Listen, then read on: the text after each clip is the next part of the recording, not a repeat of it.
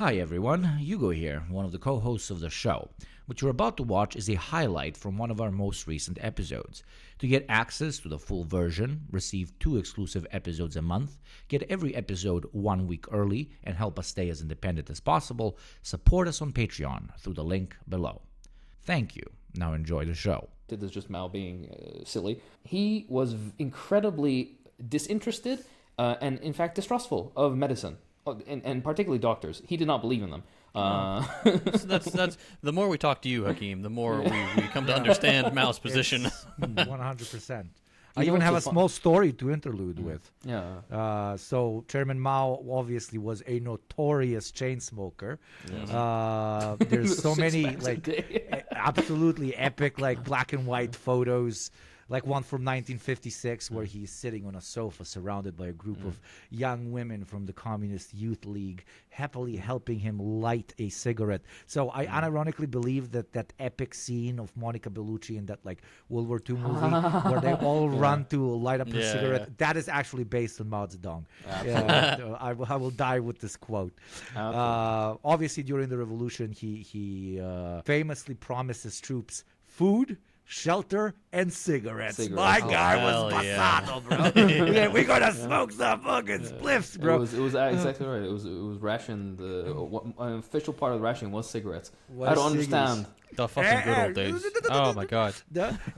You do not understand, and you will understand why you do not understand. Because when his personal physician tried to warn Mao about the damaging effects of smoking, the leader dismissed him with a joke. Smoking is also a deep breathing exercise, don't you think? This is one of the moments when I wish Hakeem had his camera on because the spasms he's receiving right now are probably art. But yeah, I'm absolutely speechless to this information. I love it though. People need to realize that the cigarettes that they smoked at the time, particularly the cigarettes that Mao smoked, were without filters. So it was just straight tobacco rolled up in a fucking piece of paper. Not like those sissy fucking filter cigarettes, brother. Yeah, exactly right. Back in the Cultural Revolution. Dude, I know a person, there's a person who I stayed in the home of on a little exchange thing a million years ago. And they would buy cigarettes from the market and then come home and then open them up to remove the filters. Oh hell yeah! You're like 80 years old. I mean, I guess at this point you don't really have anything left, right? You haven't gone cancer yet, and if it does, what's gonna happen? You're gonna die. Yeah. Lived 80 years. Oh no. Anyways, one of the things aside from the smoking, we'll get to that, is because he distrusted doctors, he didn't exactly believe in toothpaste. As a result of this, he thought that mint and green tea leaves and whatnot would be the way to best clean teeth, in which basically he'd roll it up and rub it against his teeth and whatnot, which I guess removes some plaque, but you need the fluoride, my guy. So it's unsurprising that he lost most of his teeth in his old age, and he had dentures, they called it, I believe. The replacement teeth things, exactly, the ones you pop in and out. When did fluoride toothpaste become, or when did toothpaste become a thing, Dr. Toothpaste Hakeem? was a thing in the early 20th century. You have to realize, not to be that guy, but white people discovered toothpaste 80 years ago. By the way, the vast majority of indigenous communities across the world have understood, first of all, abrasives against your teeth are objectively a good thing to clean plaque. Concepts of flossing and whatnot. For example, in Islamic culture, we have the suwak, which is like a particular branch that... the twig thing. It's like a twig. You open it up, and then they have bristles, almost like a toothbrush. Cool. And it has also toothpaste-like effect when you brush with it regularly and whatnot. And now white vegans, the smelly vegans, have picked it up and oh my gosh, I'm not going to use the Colgate with their natural deodorant and stuff. Yeah, exactly right. Yeah, it's been a thing for a while. Adding fluoride into it, I believe, is a thing from the 50s. Okay. But it's objectively a good thing. Also, adding fluoride into the water, slight amounts, have drastically improved dental health of the population. Dental disease is some of the worst fucking things you can have. It's objectively a good thing that we make up for the stupidity of the vast majority of people who refuse to properly take care of their teeth by doing these small things, adding fluoride into by poisoning them. Yeah. In the water. Exactly right. Iodine in the salt and fluoride in the water so that they can fucking live past 32. Making the dogs gay. Yeah, exactly right. Anyways, so he had bad teeth. I believe by 1970, so a few years before he died, he had lost all of his upper teeth, and then he had the dentures for up there. He was known to have enjoyed rich, fatty foods, but also he was a very austere kind of man. He would only eat basically what the situation allowed. In times of like difficulty with troops and whatnot, he would just basically eat nothing, just steamed rice, and basically that's it. But he did like his fatty foods, which is a cute little tidbit that humanizes him, I guess. My guy. The most important thing that we will touch on in a bit is his incredibly heavy smoking. Mao was a lifelong smoker. I couldn't find the first age for it, but like cross-checking various data that I can find, and also like first usage of cigarettes in these rural areas, it's somewhere like 11 years old or something. So Mao may have been smoking as early as like 9, 10, 11 years old, which is hilarious to think about. But yeah. Literally born cool. I Yeah, swear. start him young. Yeah, brother. Do you want to know when Mao stopped smoking? Is that a trick question? Yeah, when did Mao stop? Mao Never. stopped smoking in 1973 when he had such a significant heart attack that he was in a coma. It was the first time that he had not smoked one day of his fucking life. So that was true to the end, I guess. But we'll get more to this. I'll have a very quick overview of the sexual health bit. One thing that is believed to have been known is that Mao had an undescended right testicle. Thing is, he didn't have a problem with this because he had at least 9 biological children that we know of. Which is hilarious because a big, I guess, like 50s propaganda talking point from the United States was that Mao was impotent, and they knew that he had 9 children. And also, why the fuck does it matter if he's impotent? I don't. Would that make it, if you knew, for example, Trump was impotent or whatever the fuck, right? Would that all of a sudden make the MAGA crowd? I don't know. Yes, it would. It would. All right. And the liberals would latch onto that. Oh my god! Be like, oh, he can't come or that's whatever. Why, that's why he's so arrogant. That's why he pushes so hard. He's so aggressive because he's not a whatever. Stupid. There's also a funny thing where it's like, by the 50s, Mao became preoccupied with sexual performance. I'm like, this guy laid more pipe. I think only Ho Chi Minh laid more pipe than this man. So I don't think he was really preoccupied by it as much as, it just was raining for this guy. Yeah. I love the People are phrasing, weird. preoccupied with sexual activity instead of governing the state. Yeah. He also wrote incredibly detailed, beautiful mixes of combinations or constellations between Eastern philosophy and poetry merged into, German dialectic theory, into fabulous bits of highly condensed and simplified maxims that you can bring to an illiterate peasant and he'll understand incredibly high level Tom. This was you can Mao have shortcomings, of course, but he was a brilliant mind, right? You can't just be like, oh, he was preoccupied with fucking, right? I mean, if you were as productive as he was in his life, okay, maybe you can fucking nut a little bit more. Who cares? Yeah. Anyways. They only wanted him to fuck people's brains and not to their vaginas. Exactly right. Yeah. Also another... not just vaginas, I don't know. This physician who wrote this book, I guess, still imagined the United States to be very loosely anti-gay or something, because he was like, Mao would sleep with women, but also he would be frequently surrounded by beautiful young men. And I'm like, I think this says more about you observing the young men than these these twigs, man. Yeah, exactly right. I mean, okay, you go and there's red guards who are 19 years old and fit and whatnot. Of course, they're gonna look handsome. Youth has a quality of the youth has the quality of beauty. That's a normal. I don't know. I just find that very strange, and also the extrapolation would be like he was surrounded by beautiful young men. That's why I'm surrounded by beautiful Their young men. Their muscles knotted like whipcords. Exactly right. Anyways, Very descriptive. moving on. The primary issue of Mao's life, and I'm sorry, Hugo, you're gonna have to. This is the gospel truth, as the Americans say. It was pulmonary disease, particularly chronic obstructive pulmonary disease, because of his incredible and long chain-smoking years. Being cool comes at a massive fucking price. It is the duality of life. Okay, we'll see if the price is worth it. Absolutely. Yeah. I'll talk about the Don't price. fucking smoke. Don't fucking smoke. Too Pretty much. based. Just I'll tell you one time. Ain't nobody made it out alive yet. All right. Exactly. The worst thing you can say to a doctor, I swear to fucking God. I love it. Sorry, yeah. So, Mao's COPD was known, funnily enough, from the 1960s and 70s, so it lasts 10, 15 years. What's up, huh? No. I love your tolerance is beautiful. Because I'm sure You can 'cause feel he's me wise. burning. Okay, Yeah. he's as Yeah. wise as a 70-year-old, and he's actually literally 18. At least he looks. But because of his wisdom of knowing how many times we were tortured by medicine specific attacks coming from him, he's like, I must give them some territory from time to time for them to say Exactly. stupid things, right? So I thank you is what I mean. You're very welcome. It's all part of my agenda.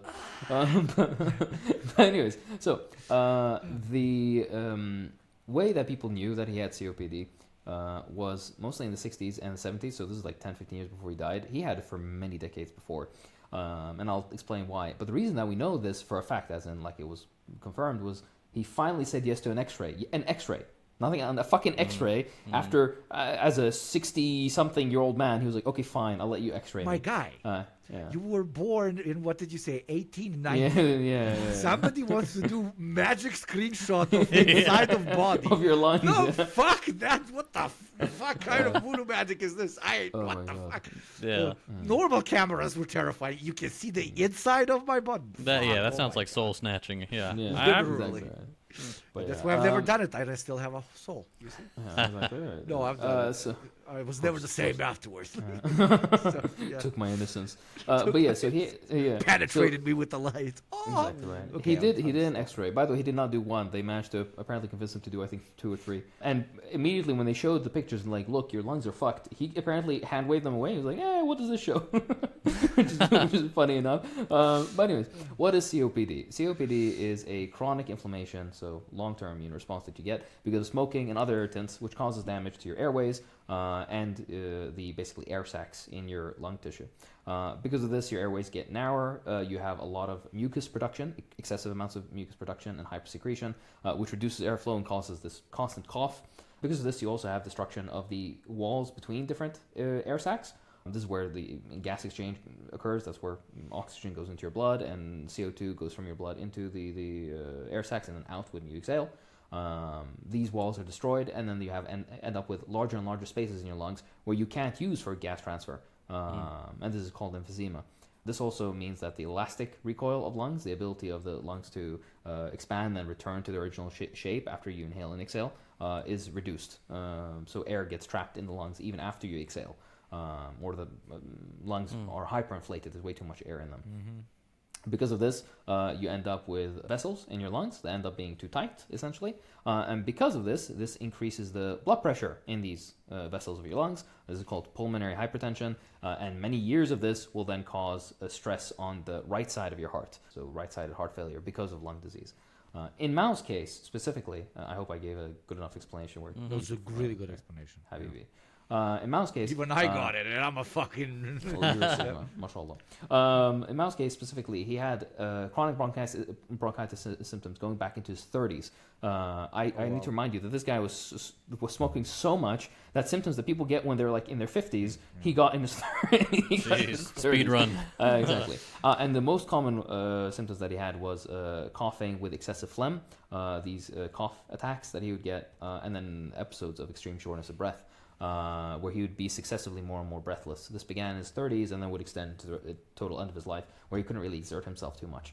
Despite the fact that he was very physically active otherwise, especially as a young man, swimming and exercising and training and all that kind of stuff. He claims to have stopped smoking in 1973, shortly before he died, but there's no evidence of this. I think he also did one of those. There's no clear evidence. I mean, there's still footage of him smoking at that age. I think he pulled the Fidel Castro where he just stopped smoking like big cigarettes and he got like little tinier cigarettes. And he's like, this counts. Or like 2 packs to 1 pack. It's like, I'm basically not smoking, right? I've doubled my life expectancy. I'm only smoking 1 pack now. So yeah. The cardiovascular disease that he had as well, ischemic heart disease, basically, which means reduced blood flow to the heart muscle because of narrowed coronary arteries. These are the arteries that run around the heart, bringing oxygen-rich blood to the heart. He did have this ischemic heart disease, and it's not clear if it was a heart attack that he had, a myocardial infarction, that caused this, domino of issues with his heart or not. We only know that he had issues with his heart because in 1971, he finally agreed to do an ECG all right, or an EKG of his heart, and it showed that he had heart attacks prior in his life, and that he was just very sick. Not only this, but he also developed a form of heart failure called congestive heart failure, which is basically the heart was unable to pump blood effectively and caused fluid to build up in other parts of his body, meaning that he would get swollen in his legs and then also in his lungs. He already had COPD, by the way, so he was coughing a lot. Now he's getting more fluid build up because of his heart failure into his lungs. So he'd be coughing up even some more. Yeah. He is also believed to have developed atrial fibrillation. This is speculation because he didn't get another EKG done as far as we know.